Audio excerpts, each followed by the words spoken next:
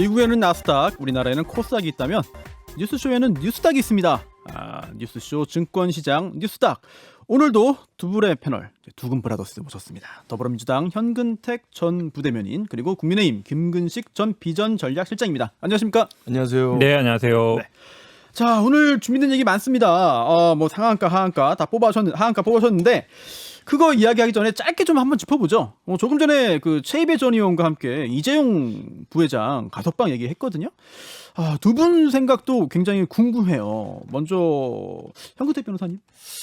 물론 아마 뭐 아까 말씀드렸습니다. 최이배 의원님 말씀드렸는데 한마디로 뭐 특혜 아니냐 있는 말씀인 것 같은데요. 근데 뭐 가석방 이건 개인적인 의견입니다. 네네. 뭐 캠프 차원에서 얘기하는 건 아니고요. 네. 뭐 원칙적으로 하면 된다고 봐요. 왜냐면 아마 심사를 할 텐데 네. 뭐 그 기준을 보겠죠. 뭐 복무 기간이라든지 아니면 수용이라든지 아니면 뭐 사회적인 뭐 평가라든지 여러 가지를 고려할 텐데 네. 저는 뭐 특별히 뭐 불이익을 줄 필요도 없고 이익을 줄 필요도 없다. 원칙대로 예. 하면 된다고 봅니다. 그거는 이제 그 이재명 지사가 말한 재벌이라고 가석방 불이익 줄 필요 없다. 뭐 그런 이야기하고도 좀 일맥상통하는 것 같긴 합니다. 자, 김근식 교수님은 어떻게 보십니까? 예, 뭐 법무부에서 절차에 따라서 진행을 하고 있기 때문에 아까 최이배 의원도 이야기했지만 석방을 해줄 가능성이 높은 것 같아요. 근데 이제 이미 이전에 이재용 부회장에 대해서는 이제 재계나 경제 단체에서 공식적으로 석방 건의를 해서 대통령한테 전달한 바가 있고 지금 이제 특히 코로나 시대 그리고 포스트 코로나 시대를 대비했을 때 대한민국의 가장 대표 기업 삼성의 총수 아니겠습니까? 네. 그래서 이제 실질적인 경제의 어떤 그 견인차로서의 역할이 필요하다고 한다면 아까 뭐 최이배 의원이 이야기한 것처럼 일반인은 안 되는데 왜 또 특혜 재벌이라고 봐주는 게 아니냐 이런 국민적 감정이 있을 수 있습니다만 양형을 할 때도 재판장이 그 양형의 기준에 그 사람이 피고인이 죄를 졌지만 사회에 기여한 거라든지 국가에 기여한 것들을 고려하게 돼 있습니다. 그런 걸 생각해 보면 저는 나와서 불구속 재판을 받으면 되기 때문에 내보낸 상태에서 한국 경제에 기여할 수 있는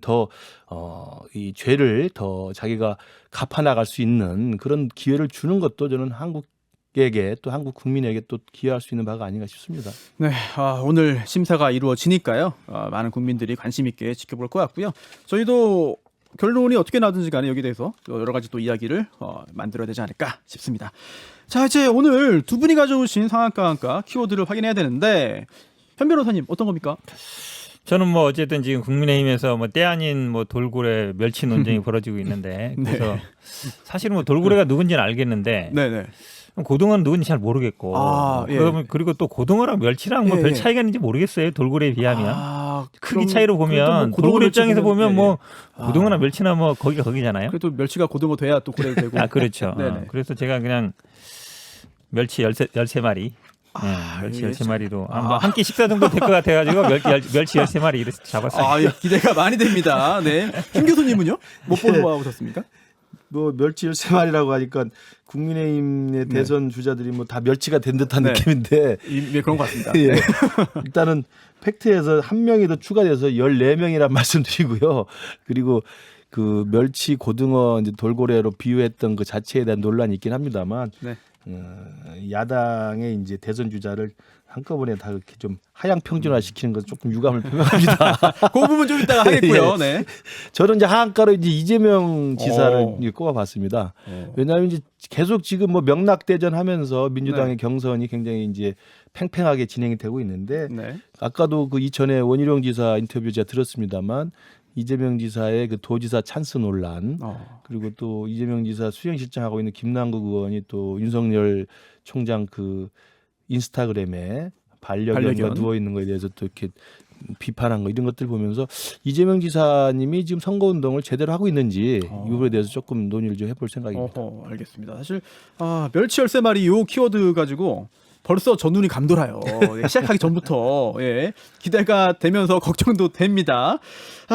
멸치 13마리 현근택 변호사님의 키워드부터 살펴보겠는데요. 이거 아까 또 한 명 더 있다 이런 이야기도 김근식 교수님이 했잖아요. 멸치가 한 마리 더 있다는 거예요. 아니, 원래 14분 중에 한 분은 이제 돌고래라고 했으니까 그럼 나머지 13분이 뭐 고등어인지 멸치인지 잘 모르겠어서 그냥 뭉뚱그려서 멸치라고 했다라고 한 건데 거기다 한 분 더 있다 그러면 전부 다 멸치라는 거니까 좀 이상해지는 네. 거죠. 오히려 돌고래 한 번 그래도 인정해 준 건데. 예, 예. 그 돌고래 한 명은 인정하는 겁니까 일단은? 아니 네. 제가 한 얘기가 아니에요 이거는. 아, 그런가요? 제가 네. 한 얘기가 아니고 지금 네. 저 정진석 의원님이 하신 네. 얘기잖아요. 그러니까 거기도 다들 근데 재밌는 게요. 그러면 저 같으면 네.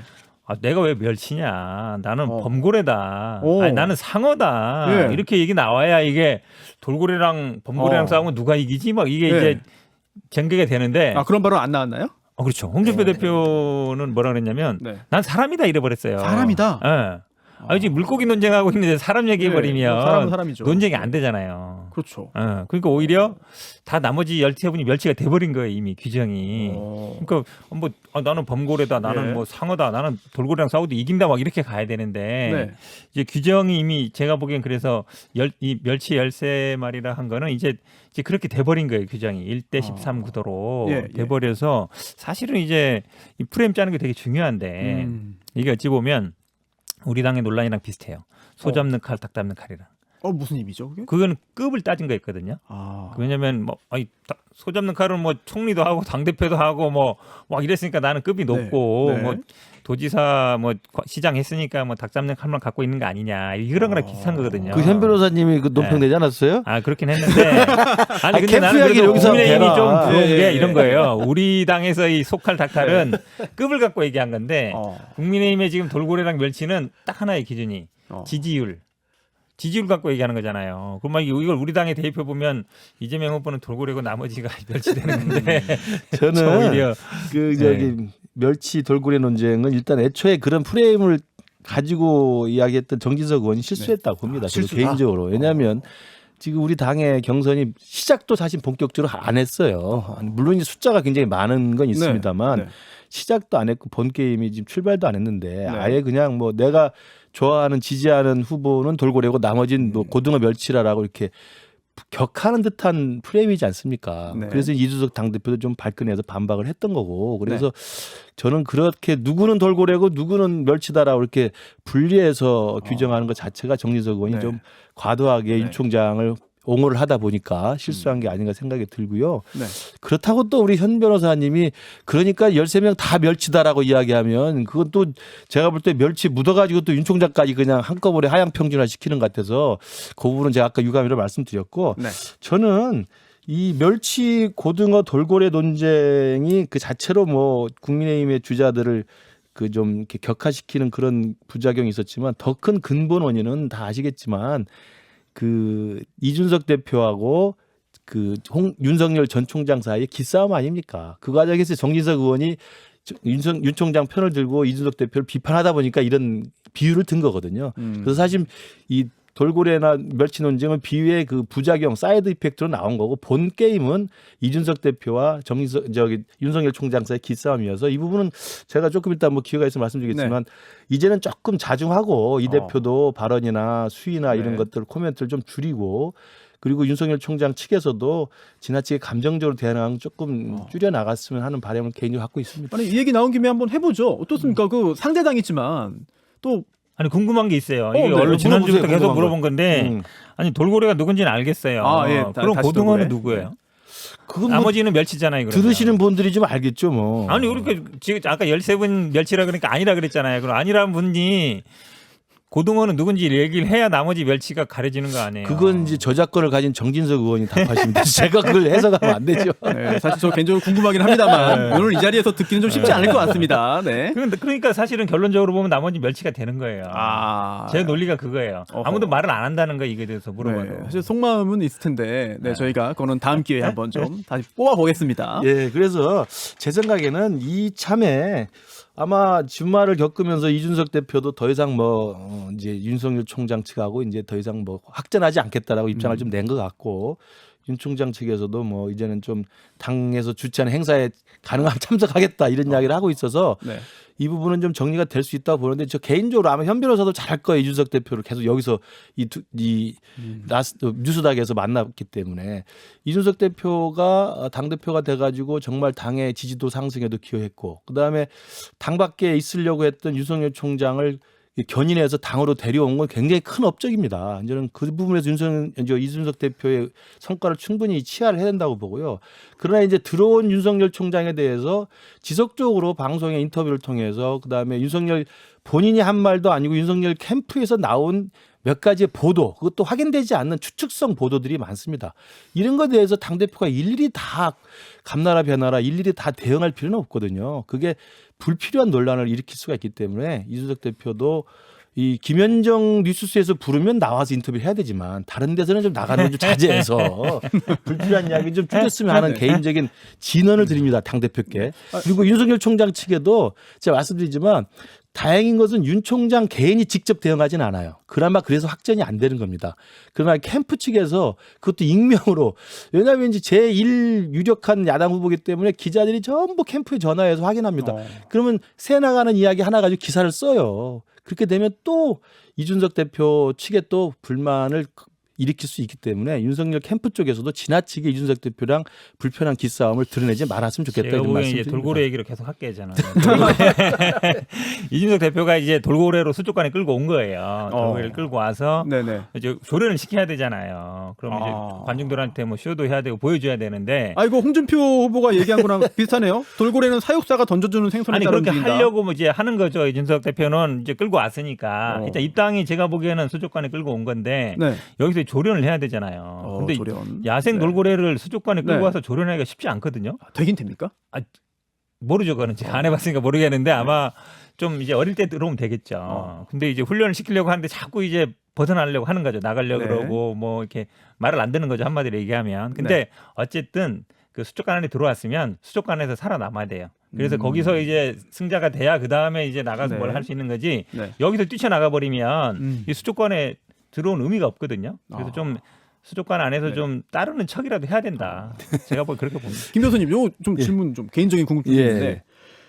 아니 그 이준석 대표는 이제 진짜 대선을 앞둔 당 대표고 또 윤석열 후보도 이제 대통령 되겠다고 입당을 했고 이게 협력해서 결과를 내는 게 우선 아니겠습니까? 근데 당연하죠. 도대체 왜 싸우는가? 이게 잘 납득이 안 돼서 예. 이게 많은 분들이 의문을 갖고 있어요. 그 부분을 뭐 제가 또 당 내부의 그런 그 깊은 이야기를 또 말씀을 드릴 수는 없습니다만 보내주셔야 되는데. 그렇지만 어쨌든 우리 변호사님이 지적하신 것처럼 두 명 다 지금 초기에는 기싸움을 좀 하고 있지만 예. 두 명 다 협력을 해서 서로 좋은 결과를 내야만 하는 윈윈의 관계예요. 게임 가게가. 그러니까 한쪽이 망해야만 한쪽이 이기는 관계가 아니고 둘 다 이겨야만 승리할 수 있는 관계를 잘 알고 있습니다. 그래서 초반부에는 조금 감정의 어떤 기싸움이 있지만 제가 볼 때는 시간이 갈수록 서로 윈윈할 수 있는 구체적인 협력 관계가 이루어질 수 있다고 보고 왜냐하면 잘 아시잖아요. 이준석 대표도 자기가 당대표로 있는 동안 대선 후보가 좋은 사람이 뽑혀야 되고 그 사람이 내년에 선거에서 이겨서 정권 교체가 돼야만 이준석 대표의 정치적 미래가 활짝 열립니다. 지면은 비대위 체제로 가는 거잖아요. 그다음에 윤석열 총장도 당연히 이준석 대표가 당대표로 있으면서 2030의 표심을 가져와야 되고 최근에 갤럽 조사 보면은 윤석열 총장이 국민의힘을 지지한다고 하는 젊은 층의 표조차도 절반밖에 지금 지지를 못 받고 있어요. 그건 이준석 당대표와 관계가 안 좋은 것이 드러난 결과입니다. 그러면 윤석열 총장도 대선에서 승리하려면 이준석 대표가 갖고 있는 표를 확장시켜서 플러스 효과를 내야 되니까 같이 갈 수밖에 없다고 봅니다. 그래서 저는 큰 걱정은 안 해도 되는데 너무 이게 이제 매일 언론에서 이제 계속 기사화되니까 이 부분이 너무 확대 포장되는 것보다는 조금 톤다운해서 서로 간에 윈윈할 수 있는 협력 관계를 맺었으면 좋겠다는 말씀드리는 거죠. 네, 저희가 요 이야기만 해도 뭐 시간이 부족한데 사실 또 두 개를 다 해야 되기 때문에 네, 다음으로 넘어가야 될 것 같고요. 이게 그 단순한 기싸움이면 좋겠는데 또 그걸 넘어선 어떤 그 안에 있는 어떤 심각한 갈등이 있다면 그 부분은 또 끝까지 감추지 못하고 드러나지 않을까라는 생각이 들기도 합니다. 자, 이제 김근식 교수님의 키워드로 가겠는데 하한가 이재명입니다. 네. 앞에서 저희가 원희룡 예비후보 인터뷰도 했는데 도지사직 사퇴와 관련한 논란도 있었고요. 또 네거티브 이제 안 하겠다 뭐 이런 발언도 있었고 여러 가지 뭐 언론들이 관심을 많이 보이고 있습니다. 왜 하한가로 뽑으셨어요? 예, 뭐 저기 현 변호사님이 우리 멸치 13마리 하니까 저도 그래서 이재명 지사를 한 건데 합리적 근거는 없다는 얘기네. 제일 큰 건 도지사직 사퇴 논란이 이제 지난주에 그 민주당의 선거관리위원장인 이상민 의원이 먼저 제안을 했잖아요. 네. 일단 좀 도지사직을 버리고 했으면 좋겠다라고 제안을 했더니 이제 이재명 지사께서 그 특유의 돌직구 스타일로 내가 경선을 완주하느냐 도지사를 끝까지 사수하느냐 묻는다면 나는 오히려 도지사직을 선택하겠다. 사실은 민주당에서 1위로 달리고 있는 후보가 할 수 있는 말로 지금 굉장히 세게 반어법을 한 거거든요. 그 이야기를 보면서 아 이분이 도지사직을 끝까지 가져가겠다는 결심을 보여준 건데 앞서서 원희룡 지사도 이야기했지만 지금 민주당의 후발 주자하고 뭐 1위의 가능성이 전혀 없는 분이라면 뭐 도지사직 사퇴 가지고 논란거리가 안 될 겁니다. 근데 지금 가장 유력한 후보고 1위가 확실시 되고 있는 것 같은데 그 12월 연말까지 그러면 도지사직을 유지하시겠다는 강한 의지인데 이게 과연 민주당 내 경선에서도 공정하겠느냐. 그리고 여야 간의 대선 주자 간의 공정한 선거운동에도 이게 과연 공정성이 되겠느냐라는 기본적인 의문을 갖고 있는 거죠. 그러면서 좀 제가 도지사직을 좀 쿨하게 내려놓으시고 본 게임에 좀 충실하시라고 말씀을 드리는 겁니다. 제가 보기에는 아마 원희룡 지사 뭐 저도 뭐 고등학교 대학교 선배라서 그렇죠. 그런데요. 사실은 원희룡 지사는 제주도에서도 지지율이 별로 안 높아요. 3, 4위 정도밖에 안 됩니다. 한 자릿수예요. 그리고 사퇴 반대율은 훨씬 높았습니다. 그리고 사실은 그 지역 언론도 이렇게 보니까요. 사퇴할 거냐 말 거냐 이게 관심이에요. 오히려 나가서 뭐 할 거냐 이게 아니라. 쉽게 얘기하면 도에서도 그렇게 많은 그 도민들의 지지를 못 받고 있었어요. 그런데 그래서 사퇴하는 게 부담 없었다 이런 겁니까? 제가 보기엔 그러니까 오히려 이제 원희룡 후보 같은 경우에는 그거라도 좀 모양을 취해야 진정성이 있지 않겠냐 절박한 마음에 그런 것 같고요. 이재명 지사는 좀 다르죠. 그러니까 평가도 어찌 보면 계속 1위 하고 있고 네. 도민들도 보면 평가도 굉장히 좋습니다. 잘하고 있다. 네. 오히려 사퇴는 오히려 좀 반대하는 분들이 더 많을 것 같아요. 그런 차이가 있는 것 같고요. 지금 뭐 1위냐 2위냐 문제는 아니에요. 그러니까 우리 당에서 가장 이거에 대해서 반대하는 분이 이제 김두관 지금 후보인데 김두관 후보가 2012년에 대선 나왔다 중간에 사퇴했잖아요. 다들 반대했다는데 사퇴했거든요. 경험이 있죠.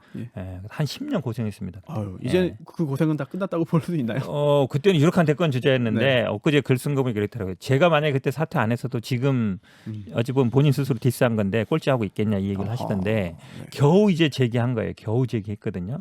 그런 면에 본다 그러면 이 사퇴하라는 공방은 오히려 지금 이제 원희룡 지사나 아니면 야당이 원하는 바다라고 보고 있고요. 저는 뭐 법적 허용하는 범위가 이제 90일이거든요. 12월 9일까지는 허용되는 거기 때문에 뭐 그때까지 최대한 아마 지사를 갖고 있는 게 저는 맞다고 보고 있습니다. 저는 이제 지금 말씀하신 게 원희룡 지사나 김두관 지사 예를 드는데 정확히 말씀하셨지만 그분들은 지지율에서 그 공식 후보로 선출될 가능성이 매우 낮잖아요. 그런 분이 사실은 결기를 보여주기 위해서 도민들이 선택한 어떤 그 유임한 권한을 쉽사리 내려놓는다는 점에서 비판을 받는 겁니다. 그건 차원이 다른 거죠. 이재명 지사는 경기도민 1,500만 명의 유임을 받았지만 민주당의 1위가 확실시되는 분이고 본선에 갈 뿐입니다. 이런 분이 끝까지 내가 연말까지 내 도지사직을 유지하면서 아침 주중 시간에는 도지사 업무 보고 새벽하고 심야에 그럼 내가 대선 주자로 뛰고 이게 구분되겠습니까? 구분 안 되는 거 맞지 않습니까? 그러니까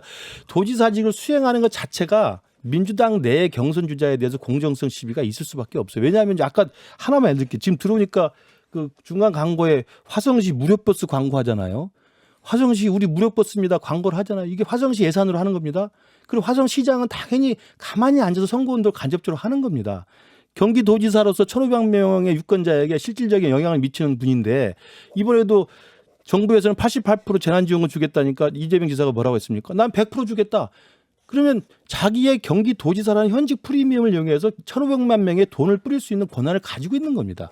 그래서 공직선거법에도 50 몇 조인가에 공직자 중에서 장관이나 도지사 같은 이런 선출직 공직자들은 90일 전에 사퇴하도록 못을 박아놨어요. 이 법 취지가 이게 정치인과 달리 도지사 정도 되는 엄청난 행정권을 가진 사람은 예산 집행권이 있기 때문에 공정성 시비를 휘발릴 수밖에 없어요. 저는 그런 면을 이재명 지사가 잘할 텐데 왜 끝까지 버티는지 그 고집스러움을 내가 알 수가 없어요. 시간 관계상 짧게 반론 듣고 어쨌든 가죠. 뭐 1위로 갈 거라고 그 확신해 주시니까 고맙고요. 예, 원희룡 후보는 절대 될 일 없다 또 하시니까 뭐 들으면 서운하실 것 같은데 근데 사실은 뭐 지지율이 1위냐 2위냐 3위냐가 중요한 게 아니에요. 기본적으로 어쩐 법적인 걸 정해놓은 게 있고 그 취지가 있는 거거든요. 그리고 국회의원도 사실은 본인들이 공약이나 이런 걸 입법으로 발의해서 공약을 나오면 되거든요. 근데 법 만드는 것도 다 예산이 수반됩니다. 그렇게 본다 그러면 사실 어쩌면 단체장한테만 이거를 엄격하게 제한할 필요는 없다. 저는 뭐 국회의원하고 단체장은 같은 위치에 있지 않냐 이렇게 보고 있습니다. 네. 자, 마지막 이슈 또 하나 좀 살펴보죠. 저희가 시간이 많지는 않습니다만